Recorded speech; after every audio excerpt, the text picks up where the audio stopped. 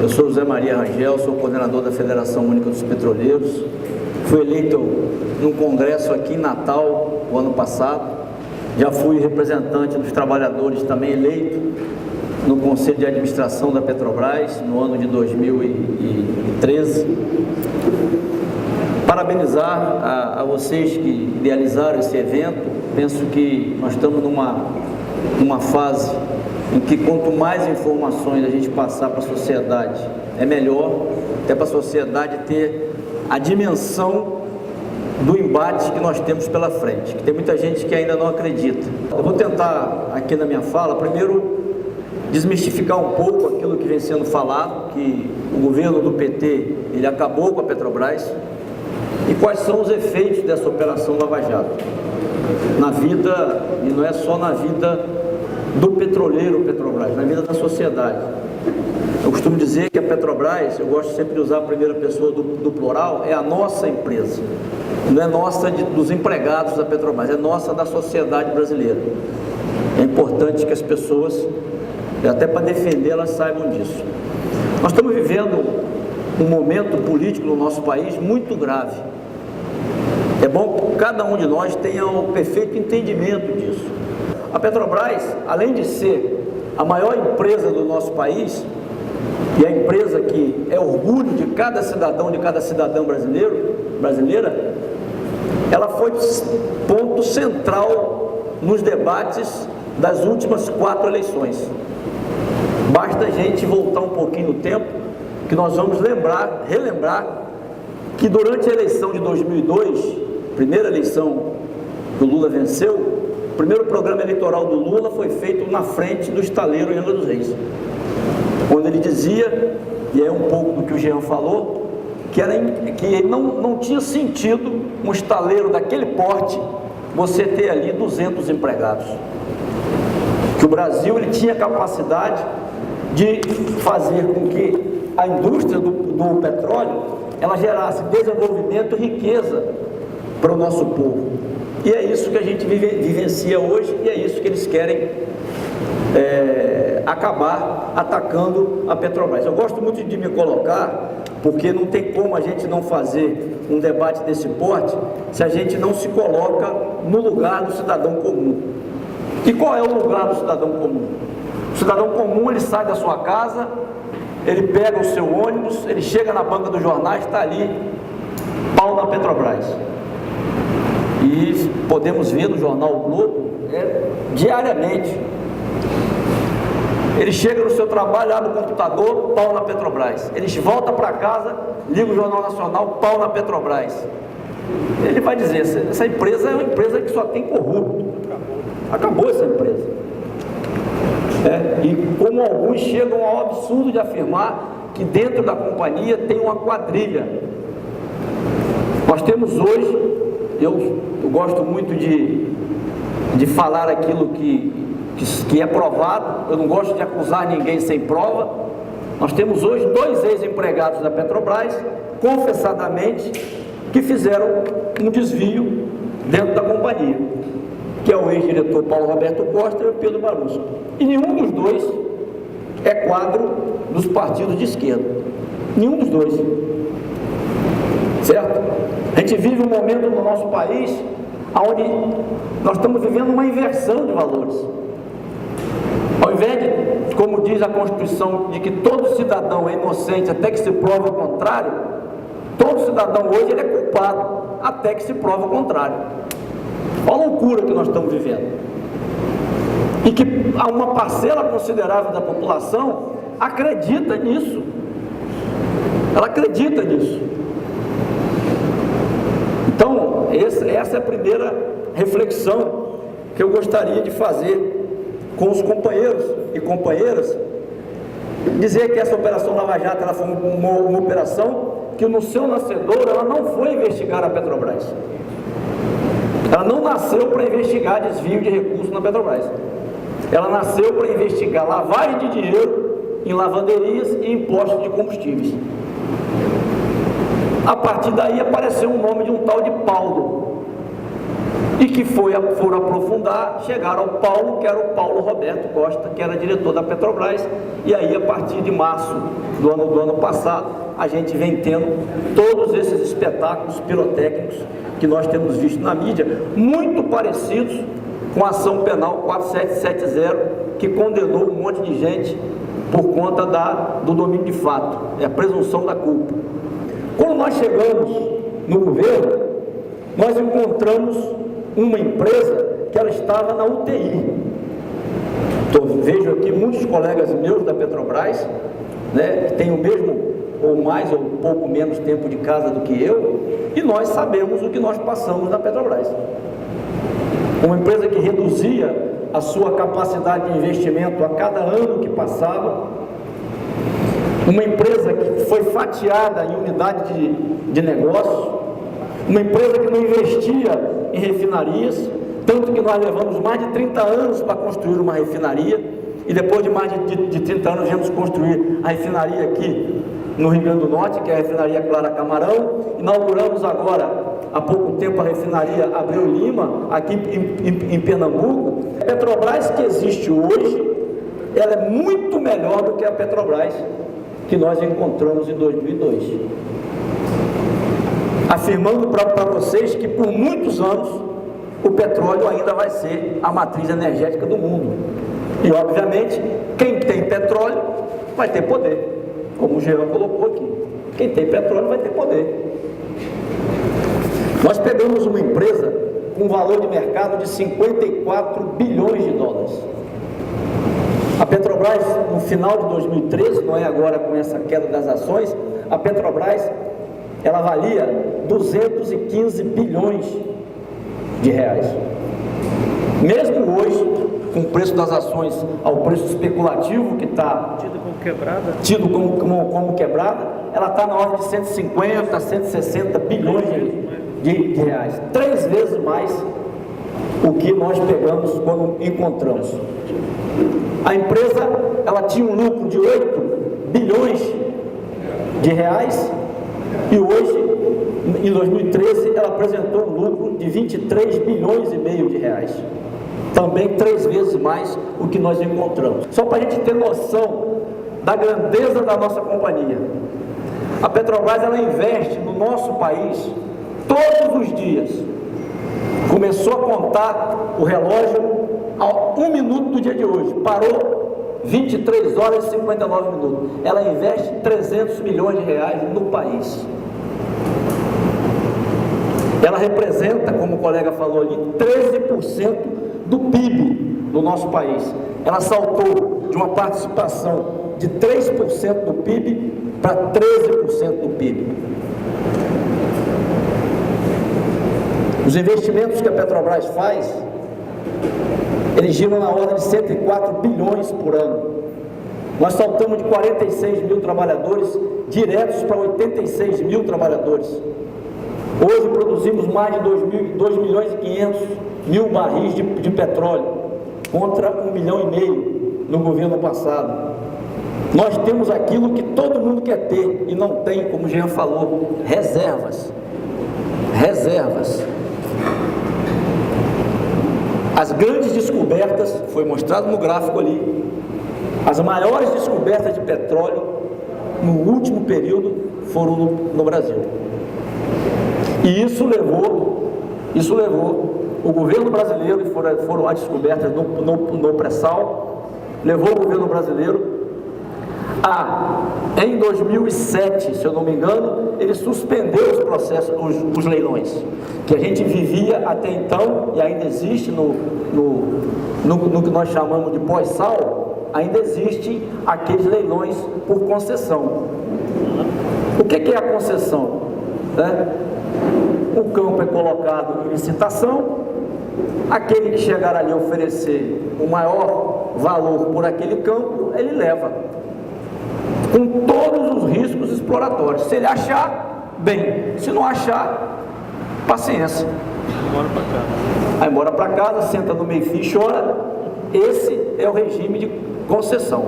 A partir da descoberta do pré-sal, nós passamos a viver um novo momento. O pré-sal, 99% dos furos você acha petróleo. 99%. Então não cabia mais a concessão. A partir dali, instalou-se, a partir de 2010, o modelo de partilha de produção. Quem oferecer mais petróleo para o Estado brasileiro, já que as riquezas do subsolo pertencem ao Estado, quem oferecer mais riqueza, mais petróleo para o Estado, leva aquele campo. Sendo que, obrigatoriamente, a Petrobras é operadora de todos os campos. 2, 30% desse campo obrigatoriamente é da Petrobras. 3, parte dos recursos eles vão para a saúde e para a educação. E aí nós temos a possibilidade, nosso país tem a grande possibilidade de dar um salto de qualidade na vida do nosso povo. E é isso que muita gente não quer. Muita gente quer que a gente continue debaixo do tacão deles e não aceitam o modelo de partilha. Também muito bem colocado aqui pelo Jean, eu tive a oportunidade de visitar a Noruega por 2 momentos e fui visitar a empresa estatal da Noruega, a Statoil, e a gente vê como é possível transformar as riquezas do petróleo em benefício para a sociedade. Isso não é sonho, isso é realidade, existe. A Noruega conseguiu fazer o que o governo Lula sonhava e tem buscado fazer, que é o petróleo, ele desenvolver uma cadeia produtiva de tal forma que o dia que ele acabar, porque ele é finito, você tem alguma coisa, você tem uma indústria estabelecida que você possa continuar a fazer a máquina girar, como, por exemplo, a indústria naval. Uma indústria naval que saiu de um processo de sucateamento, com cerca de 2.000 empregados, para algo em torno de 80.000 trabalhadores na indústria naval. Nós estamos dizendo que a partir de 1º de janeiro de 2003, para as pessoas entenderem, a cada dia eram gerados 18 empregos na indústria naval. E foram se somando até chegar aos 90.000, quase 90.000 empregos que a indústria naval gerou. O plano de negócio da companhia, ele apontava um horizonte aonde chegaríamos a 2020 produzindo 4 milhões e 200 mil barris de petróleo por dia, refinando 3,8 milhões de metros cúbicos. Obviamente, se o cronograma de entrada das plataformas em produção, eles fossem mantidos. E esse cronograma, ele está altamente comprometido. Altamente comprometido. Primeiro, porque grande parte das empresas, dos estaleiros que produziam e estariam produzindo as novas plataformas, as novas sondas, elas estão envolvidas na Operação Lava Jato. Então, por aí a gente já vê o tamanho do problema que a gente tem, né? Segundo, porque por conta da geopolítica internacional, o preço do petróleo deu uma despencada. E aí aquelas vozes agorentas de sempre, tá vendo? O pré-sal, ele não é viável. O pré-sal não é viável. Hoje, 58 dólares, 60 dólares o preço do barril, e o preço do barril ele despenca. É bom também a gente fazer aqui uma consideração. Nós vivemos, os Estados Unidos, ele vive o boom da produção do óleo não convencional. E o que é o óleo não convencional? É aquele óleo que você fura e ele não surge naturalmente. Você precisa fazer fraturas hidráulicas na rocha para que o óleo ele venha. Na nossa visão, enquanto Federação Única dos Petroleiros, um equívoco, porque isso traz graves riscos ao meio ambiente. Então nós somos contra esse tipo de produção aqui no nosso país. Só que os Estados Unidos, ele incrementou a sua produção no gás de xisto, obviamente que ele deixou de ser um grande importador, certo? A Arábia Saudita, de birra, não fechou as suas torneiras. Os Estados Unidos, por sua vez, ficou na dele. Por quê? Porque com o preço despencando, atinge frontalmente a economia de três inimigos mortais dos Estados Unidos: Irã, Venezuela e Rússia, onde as suas economias vivem atreladas majoritariamente ao preço do barril do petróleo, e o preço despencou. Agora, isso é algo que é pontual, é conjuntural. O barril ele vai se estabilizar aí nos 80, por aí 85, e o nosso pré-sal vai continuar sendo ainda muito rentável, obviamente, dentro dessa conjuntura de política que nós temos.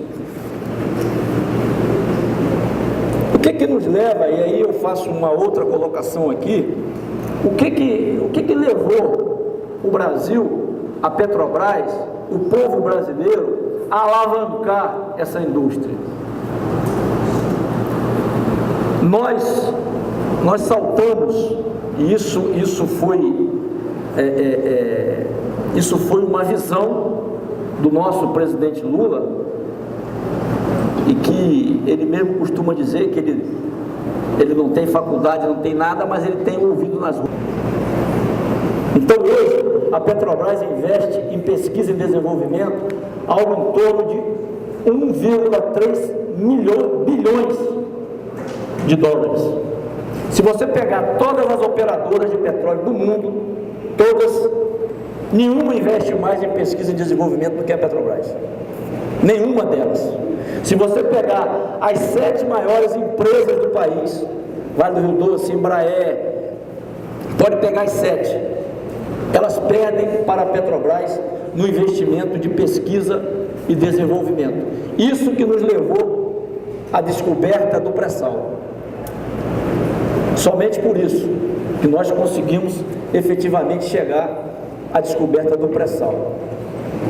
E o que nós, e por que a mídia, ela insiste em apresentar números negativos da Petrobras? Omite da população, não cumprindo o seu papel de informar uma empresa que, apesar de todas as porradas que nós estamos levando, uma empresa que tem 86 mil empregados diretos dedicados, uma empresa que tem 300 mil empregados indiretos dedicados, uma empresa que gera na sua cadeia produtiva, nós estamos falando algo em torno de 1,5 milhão de empregos.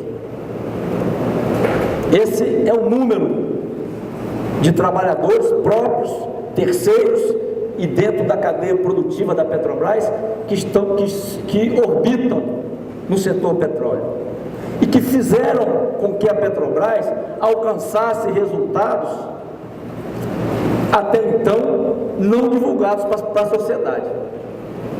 Vocês sabiam que dentre todas as operadoras do mundo de capital aberto, a Petrobras é a que mais produz petróleo? Capital aberto.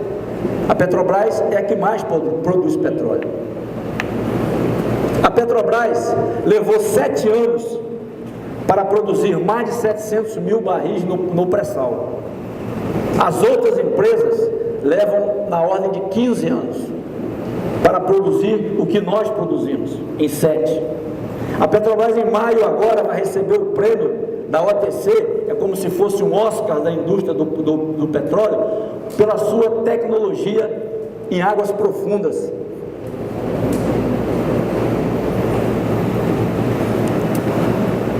E nesse cenário todo conturbado, queda de barril, denúncia de lava-jato, a Petrobras ainda assim, nos 3 primeiros meses, nos 3 primeiros trimestres de 2014, ela apresentou um lucro superior a grandes operadoras de petróleo do mundo.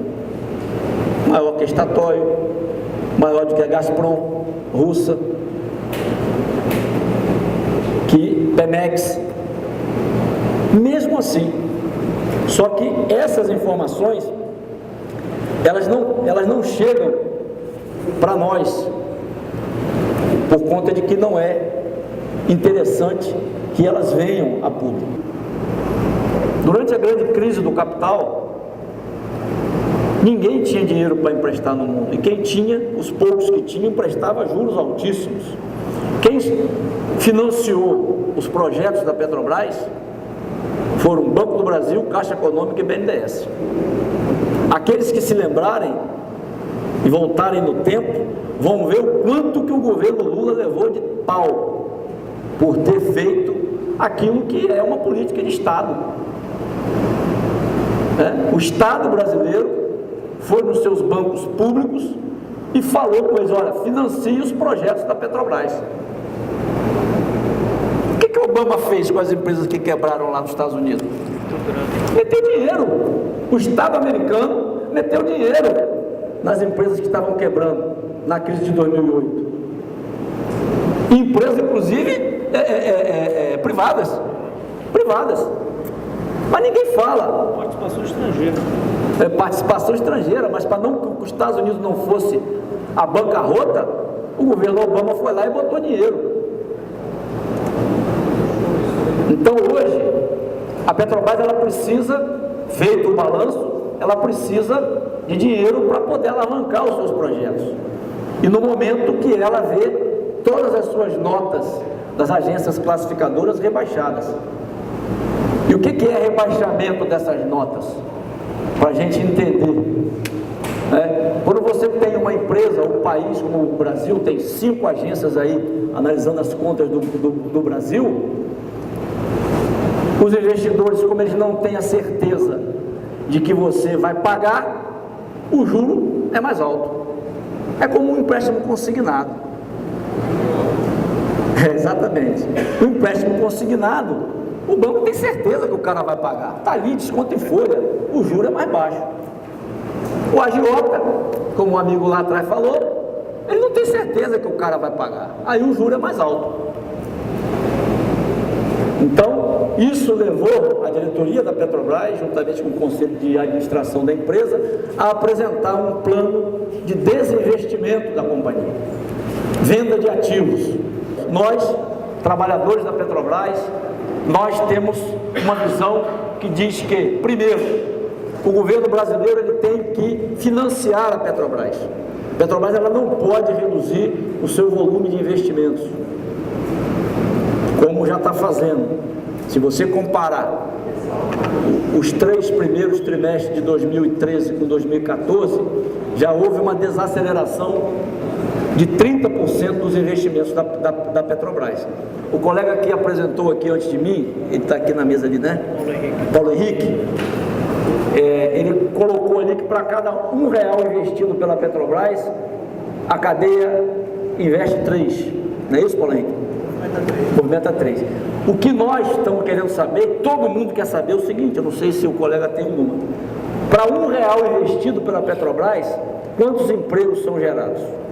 Para concluir, porque eu falo demais, eu quero fazer um chamamento a todos e a todas da importância do dia 13. O dia 13 é um daqueles dias que quem acredita nesse país não pode ficar em casa, porque está em jogo a democracia, algo que nós conquistamos a duras penas e que nós temos que ir para as ruas, principalmente para defender a democracia no nosso país. Muito obrigado.